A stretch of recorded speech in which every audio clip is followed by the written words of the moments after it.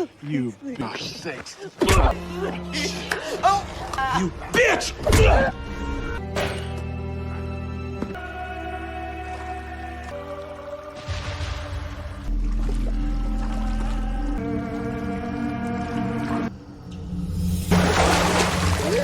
At the start of the story, Tessa Thorne, a famous mystery novelist, talks on the phone with a friend. She has a fan event at the library later that day and needs to get ready quickly. After confirming her plans, she gets in her car, sets the library's address in her GPS, and drives off. The road is long and winding, but she stays focused, determined to leave a strong impression. At last, Tessa arrived. Her heart raced with excitement as she parked and got out of the car. Waiting nearby was Ramona, the kind and welcoming owner of the library, smiling warmly. She greeted Tessa with open arms, embodying the community spirit of the event. Ramona had personally invited her to share her journey and insights with the eager audience inside. Taking a deep breath, Tessa felt a rush of excitement and gratitude. As Tessa stepped through the library doors, the room seemed to brighten. Smiles spread across familiar faces as readers recognized her. Standing before them, ready to speak, she felt wrapped in warmth, support, and admiration. These weren't just fans, they were people whose lives her stories had touched. Their love for her work not only lifted her spirit, but also fueled her passion, giving her creative journey a deeper purpose and meaning. In that moment, Tessa knew she was exactly where she was meant to be, sharing her voice with people who truly valued it. When the event ended and she was ready to leave, Ramona came over with a kind smile and suggested a shortcut that could save nearly an hour on her drive home. Grateful for the advice, Tessa felt relieved. She got into her car, entered the new route into her GPS, and set off excited for the road ahead. As Tessa drove, she felt both relieved and eager to finally get home after a long, tiring day. Then, without warning, a piece of wood flew up and wedged under her tire, forcing her to brake hard. She stepped out to check and felt her heart sink. The tire was completely flat. Looking around, she saw she was stuck at a rundown gas station that seemed abandoned for years. No one was there. Only the empty road stretched ahead, leaving her with a cold realization of how alone and vulnerable she was. Tessa faced a tough challenge, changing a flat tire alone on a deserted highway, with little chance of another car passing by. She stood by the road, holding onto a small hope. When a bus appeared, she waved desperately, but it sped past without stopping. Disheartened, she soon saw another car in the distance.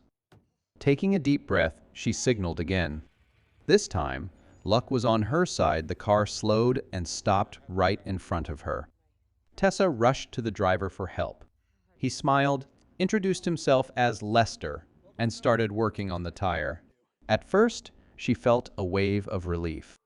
But then she noticed wooden planks with nails in the back of his truck, the same kind that had caused her flat.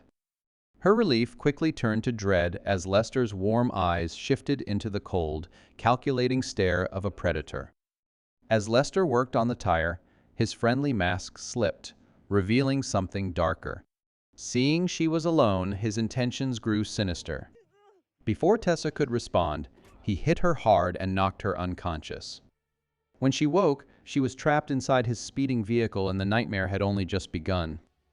As Lester worked on the tire, his friendly look turned dark. Seeing she was alone, he lunged forward and knocked her out with a brutal punch. When she woke, she was trapped in his speeding car, and the true nightmare had begun with Lester's violent attack.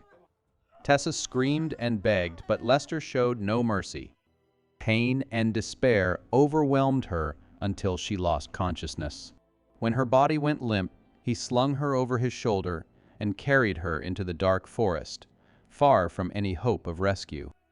With cold indifference, he threw her to the ground. Tessa lay still, lifeless and empty, like a discarded doll.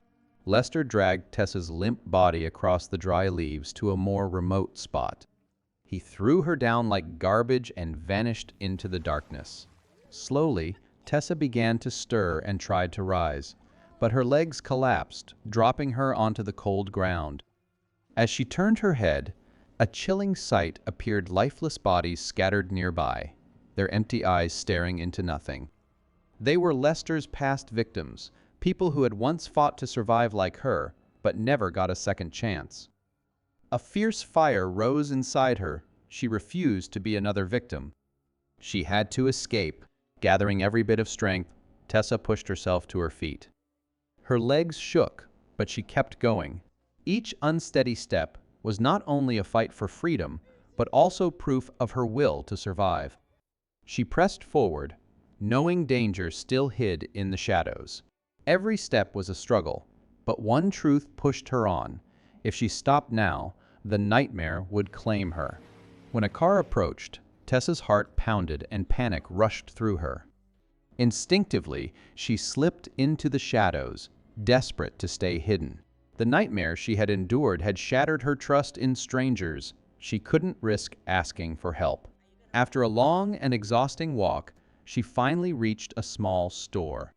Stepping inside, she felt a faint sense of safety for the first time since it all began. Tessa fumbled for her phone, her hands shaking as she dialed her friend's number, desperate to hear a familiar voice. No one answered. Disappointed but determined, she kept moving, each step heavier than the last. When she reached her home, she rushed to her locker and grabbed her gun with trembling hands. As she loaded each bullet, one thought burned in her mind: this was her only chance to protect herself. Lester had her bag, her address, and he knew exactly where she lived. The nightmare was not over. Exhausted and in pain, Tessa refused to go to the hospital. She couldn't risk seeing anyone or leaving her home, afraid Lester might return to finish what he started. Instead, she hid in the safest corner of her house, the only place where she felt in control. Time slowly healed her body, but the scars on her soul remained, burning into a fierce and unyielding thirst for revenge. She couldn't let Lester stay free to destroy more lives.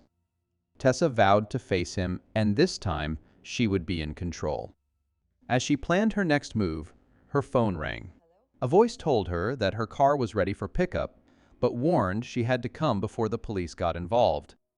Without hesitation, Tessa rushed to the impound lot. There, an older woman noticed her injuries and gently asked what had happened. At last, Tessa let it out, recounting her brutal encounter with Lester. The woman then revealed her own painful past, abused by her stepfather, left disabled and blind. Her story cut deep into Tessa, a reminder that some scars never fade. In a soft, sorrowful voice, the woman warned her about the cruelty of the world and urged her to stay strong and alert. Back at home, Tessa turned on her computer and found disturbing photos of herself taken by Ramona at the library. She also saw Ramona's message urging her to take the shortcut. Confusion quickly turned to suspicion. A chill ran through her as the truth hit her: Ramona had set her up, leading her straight into Lester's trap. The harsh truth emerged: Lester was Ramona's son. She hadn't only set Tessa up, she had sent him the photos that led to the attack. Gripping her gun, Tessa stormed to Ramona's house. When the door opened, Ramona froze, her eyes wide with shock. Tessa was alive and pointing a gun at her. Ramona dropped to her knees, trembling and begging for mercy, tears running down her face as she claimed innocence. But under Tessa's cold, steady gaze, her pleas faded. Without sympathy, Tessa raised the gun. Ramona lunged to grab it, but Tessa fought back and pulled the trigger. Ramona collapsed, meeting the same fate she had planned for Tessa. Tessa wiped the blood from her face, shaking as she noticed a photo of Lester with his younger brother. In it, Lester's bandaged hand and tense expression stood out as he drove away. Gripping her gun, she followed him to a remote area. She jumped from her car, but found no trace of him. Then a truck appeared. Instinctively, she hid, certain Lester was behind the wheel. The truck stopped, and Tessa stepped out of the shadows with her finger on the trigger. She fired without hesitation, hitting the man in the head. But as he fell, her heart sank. It wasn't Lester. It was his brother. Overcome with grief, she dropped to her knees beside the lifeless body, tears streaming down her face. Tessa stepped into the empty house, her flashlight shaking as it lit up a terrifying wall of photos, Lester and his brother assaulting and killing young women. Her heart froze with horror as she understood the truth. The brothers weren't acting alone. Their mother was involved too, luring victims, planning the kidnappings, and helping with the murders. The horror grew as Tessa remembered Lester's brother taking photos during the attack. Moving quietly through the house, she saw Lester, unaware she was there. She tightened her grip on the gun but waited. She wanted him to see her and feel the same fear he had once caused. Lester spun around, his eyes wide with shock. Tessa, the woman he thought was dead, stood before him with her gun raised. Enraged, he lunged to finish the job. Tessa fired, hitting him, but he didn't fall. Wounded yet relentless, he charged with deadly fury. Thinking quickly, Tessa grabbed a rusty plank studded with nails and swung, driving it deep into his face. He screamed in agony, blood pouring down his face, yet still tried to crawl to the car in a desperate attempt to escape. Weak and wounded, his shaking hands slipped from the door handle. His vision blurred, his breath grew faint, and he knew it was over. There was no way out. Tessa stepped forward, aimed at his final weakness, and pulled the trigger. It was over. Her revenge was complete, and at last she was free to move on from the nightmare.